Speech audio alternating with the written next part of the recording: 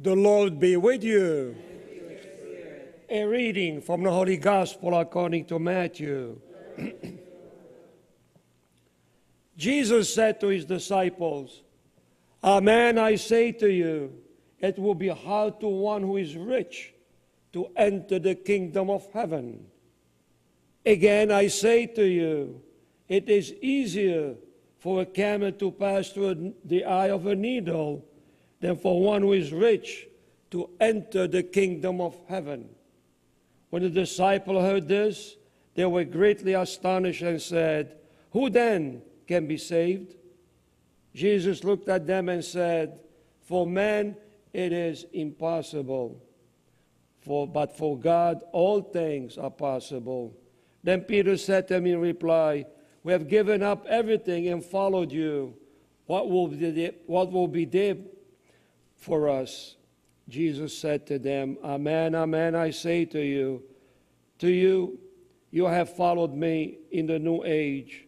When the Son of Man is seated on his throne of glory, will yourself sit on 12 thrones, judging the 12 tribes of Israel?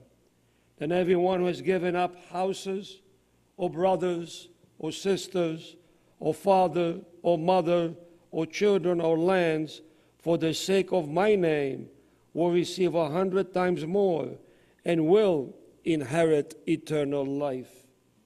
But many who are first will be last, and the last will be first." The Gospel of the Lord. Praise you, Lord Jesus Christ.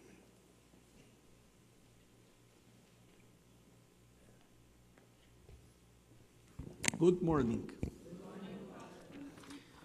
Well, today in the beginning of this week, as it is a custom, you know that the readings that you hear during Mass, they were not prepared just like by random, like, oh, the priest wants to do whatever he wants. He makes decisions, right? And I bring the readings that I like, and I put aside the ones that I don't like. No. Actually, the church has a lot of books like this, that it has been a tradition all over the years to prepare messages that they cover the week. And even we work with seasons. So today, during this week, we are going to reflect, and this is a first of those readings, preparing to know how to be a good administrator, by the way. So when we go back to the beginnings with the book of Genesis, the Lord is given, after the creation of man and women, he's giving an order. So he says, multiply. So bring me life, right? The kids, the family, and rule over creation. So of all the things that came out of the hands of God, all that wonderful creation, all the animals, all the land, all the fields, all the weather, all the things that we enjoy in here, he's asking that we rule. So it is not the other way around. Start paying attention to that. It is not creation to rule man, but it is man receiving from God in order to go and rule. To go and rule what? In the name of me, Father Ivan? In your name? No.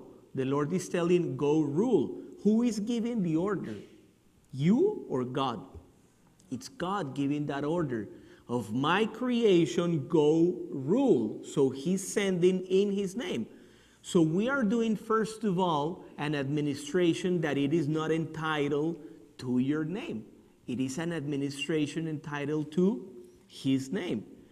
And as you know, we will go back to him. In the words of St. Augustine, from him we come, to him we shall return. So part of that little talk that we call the personal judgment, it is going to be related to a good administration. Also of things. We are spiritual, but we are in a pilgrimage that also involves material things. So the gospel today, it is presenting also that. The Lord, the disciples are telling to the Lord, then who will enter heaven? Because of that phrase of the Lord. It is easier for a camel to go through the needle than for a rich man to enter the kingdom of heaven. So after that reading, with the words of the Lord, you don't want to be rich. You want to be extremely poor, right? Is God asking to that? Well, it depends on him and the way of life that he desires for you. But the Lord is telling, for you, impossible. But for God, nothing is impossible. So as far as my experience goes, because also the priest needs to put a little bit of experience, I will say to you that those readings at the beginning of my ministry and before being a priest, I was extremely worried of that. Why? Because I have family that they are extremely wealthy. I have an uncle that he doesn't know what to do with money, for example. And I love my uncle.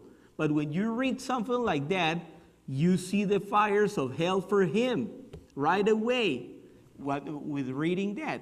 So how are we going to handle that? What is then a good administration? Why am I relaxed now after some years of hearing and experience? Because the good administration, it is related to share the love of God. Also with the things that you have. So when you enter deep to the life of people, for example, that God has given to them a little bit more, you don't know everything that happens between the soul and God. It is something between those two, right? And then you start to see the glimpses of the mercy that God it's sharing in there. So maybe we could extend, what is God then expecting from the ones that they have a lot? God is expecting then that since he gave you the opportunity to have a little bit more, he's also expecting from you to be a little bit more generous. And that generosity, it is not for you, oh, take my money, take my things, and leave it all, I will go under the bridge. No, the good administration, it is that you are able to take good care of the people entrusted to you, and also a little bit more. A little bit more. In the words of God, if somebody is asking you to walk a mile, do you remember? Walk 2 miles. Somebody is asking you for a cloak, give also the staff, right? It is an extension of that mercy. So consider this. If we were called to receive from God according to our own generosity, what things are you receiving from God? If it depends on your generosity, so God measures your generosity, and after that, he gives to you. How would you be in this life? Maybe with a pair of socks? Huh? Or maybe with a little bit more entrusted to you to take good care of this wonderful creation. There's another gospel then that the Lord is presenting that good administration, and it is that gospel of the talents. You remember? He gives 1 coin, 3 coins, 5 coins, and he leaves. Then he comes back and he's asking for that good administration. The one with 5, he has work. And how many he's bringing back? 10. The other guy, 3, he's bringing also 6.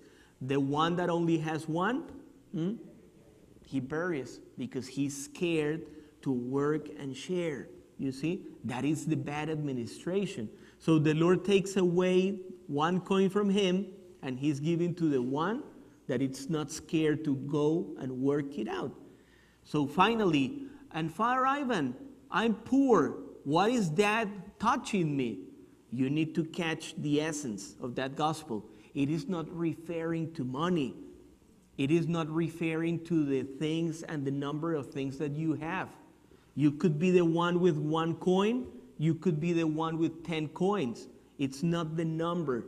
It is the spirit to be open, to go and make a change, to go and share the goodness of the Lord. In the words of the psalm from 2 days ago, taste and see the goodness